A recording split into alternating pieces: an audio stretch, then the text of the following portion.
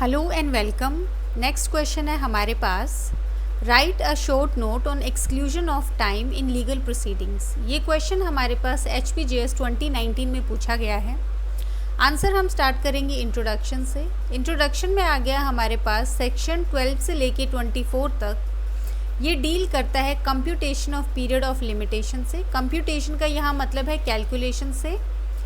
ये जो सेक्शंस हैं ये इंक्लूड करते हैं कौन से दिन और पीरियड्स या जो एक्सक्लूड किए जाएंगे, जो कैलकुलेशन होगी पीरियड ऑफ लिमिटेशन की। ये शो करता है कि कैसे पीरियड ऑफ लिमिटेशन जो मेंशन किया गया है शेड्यूल में लिमिटेशन एक्ट की, वो कैलकुलेट किया जाएगा।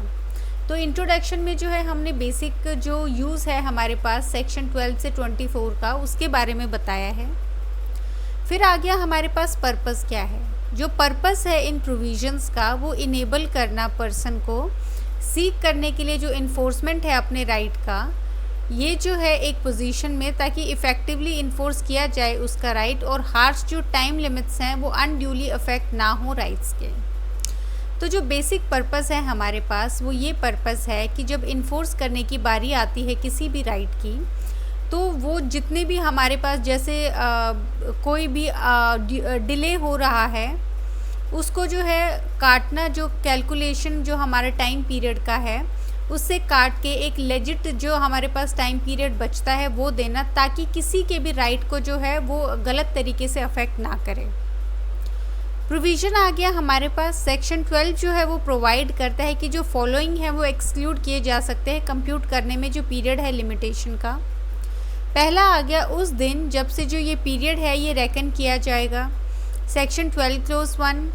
फिर आ गया अपील एप्लीकेशन, जो लीव टू अपील है, रिवीजन है या फिर जो रिव्यू है जजमेंट का, उस दिन जब जो जजमेंट है वो कंप्लेन की गई है या फिर प्रोनाउंस की गई है, जो कंप्लेन की गई थी वो प्रोनाउंस की गई है, सेक्शन 12 क्लोज 2।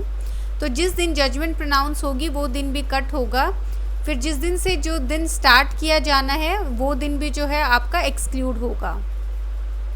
फिर आगे जो टाइम लगा है ऑब्टेन करने में, जो कॉपी है डिक्री की, सेंटेंस की, ऑर्डर की, जो अपील किया गया है या फिर सॉर्ट किया गया है रिवाइज करने के लिए या रिव्यू करने के लिए, सेक्शन 12 क्लोज 2। तो हमारे पास जो टाइम रिक्विजिट है, जो टाइम की ज़रूरत है ऑब्टेन करने के लिए, जो कॉपी है डिक्री, सेंटेंस या ऑर्डर की, वो टाइम पीरियड भी एक्सक्लूड किया जाएगा। फिर आ गया जहाँ पे टाइम लगता है ऑब्टेन करने में, जो कॉपी है जजमेंट की, सेक्शन 12 क्लोज 3। फिर आ गया जो टाइम लगता है ऑब्टेन करने में जो कॉपी है अवार्ड की, सेक्शन 12 क्लोज 4। तो ये जो सब है हमारे पास ये एक्सक्लूड किए जाएंगे जो आपका टोटल टाइम पीरियड कैलकुलेट होगा उसमें से। फिर आता है प्रिपरेशन पीरियड क्या होता है। जो एक्सप्लेनेशन है वो प्रोवाइड करता है कि कंप्यूट करने में, कैलकुलेट करने में जो टाइम रिक्वायर्ड है ऑब्टेन करने के लिए कॉपी ऑफ डिक्री या फिर जो है ऑर्डर, कोई भी जो टाइम लिया गया है कोर्ट के द्वारा प्रिपेयर करने में डिक्री को या ऑर्डर को, बिफोर जो एप्लीकेशन की कॉपी के लिए देयर ऑफ जो दी गई है वो जो है एक्सक्लूड नहीं किया जाएगा। फिर आ गया हमारे पास केस लॉ। केस लॉ में आ गया हमारे पास India house versus Kishan and Lalwani 2003 supreme court. Supreme court ने हेल्ड किया है कि जो ईजियर वे है एक्सप्रेस करने का रूल का और अप्लाई करने का प्रैक्टिस में, वो है फाइंड आउट करना क्या पीरियड ऑफ लिमिटेशन प्रिस्क्राइब किया गया है, उसके बाद उसमें ऐड करना जो टाइम रिक्विजिट है ऑब्टेन करने के लिए कॉपी को, या फिर जो डेट है एप्लीकेशन फॉर कॉपी की, या फिर जो डेट है डिलीवरी ऑफ कॉपी की, दोनों इंक्लूडेड, और जो ट्रीट करना जो रिज़ल्ट है एडिशन का एज जो पीरियड ऑफ लिमिटेशन है। ये अडॉप्ट करने में इस मेथोडोलॉजी को ये जो है नहीं करता है कोई भी डिफरेंस वेदर जो एप्लीकेशन है सर्टिफाइड कॉपी की वो की गई है विद इन प्रिस्क्राइब जो टाइम है लिमिटेशन का या फिर उसके बियॉन्ड। तो बेसिकली इसमें हमें ये बताया गया है कि आपको कैसे कैलकुलेट करना है। जैसे आपको 3 साल का टाइम पीरियड दिया गया है, तो पहले आप जो है एक जैसे 1 जनवरी 2020 से आप टाइम पीरियड 3 साल का कैलकुलेट करेंगे, दैट इज़ 1 जनवरी 2023। उसके बाद आप मान लीजिए आपको 30 दिन लगे हैं जो कॉपी है उसको जो है ऑब्टेन करने में, तो इस डेट में जो है आप 30 दिन ऐड कर देंगे, तो यहाँ पे हो गया आपके पास 31 जनवरी 2023। तो ये आपका जो है एंड टाइम पीरियड होगा जिस तक जो है आपकी सूट जो है फाइल हो जानी चाहिए। फिर आ गया रीसेंट जो केस लॉ है हमारे पास, वो है Bharat Kalra versus Raj Kishan Chhabra 2023 Delhi high court. Delhi high court ने हेल्ड किया है कि जो सेक्शन 12 क्लोज 2 है वो अप्लाई करेगा सिर्फ अपील्स को और ओरिजिनल सूट्स को नहीं करेगा।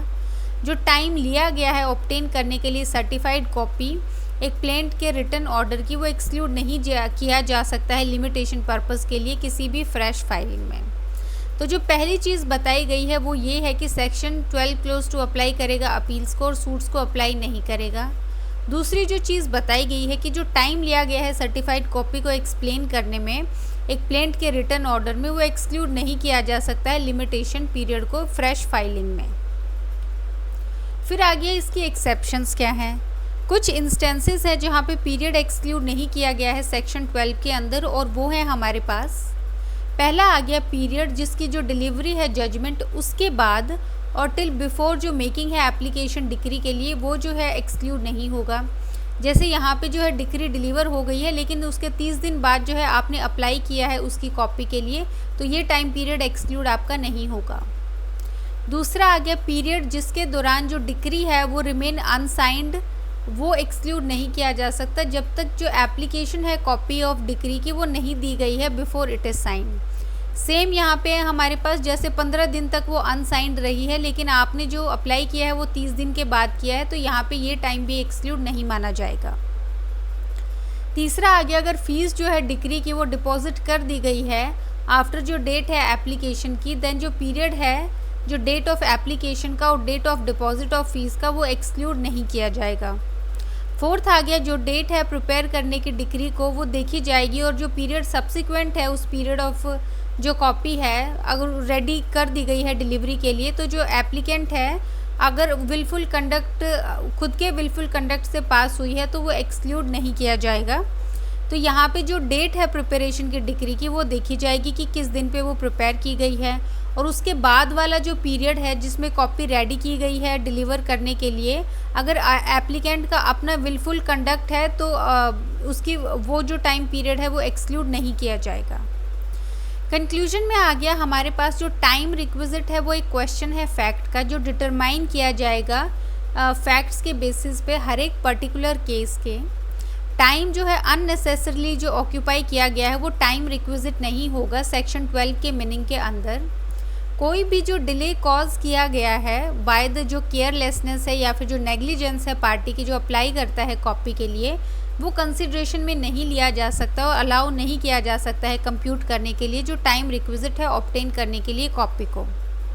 जो टर्म है टाइम रिक्विजिट उसका जो रेफरेंस है वो सिर्फ टाइम जो लिया गया है कोर्ट के द्वारा जो उसके जो पार्टी के जो कंट्रोल के बियॉन्ड था वही कंसिडर किया जाएगा। तो कंक्लूजन में बेसिकली हमने टाइम रिक्विजिट का जो मतलब है वो एक्सप्लेन किया है।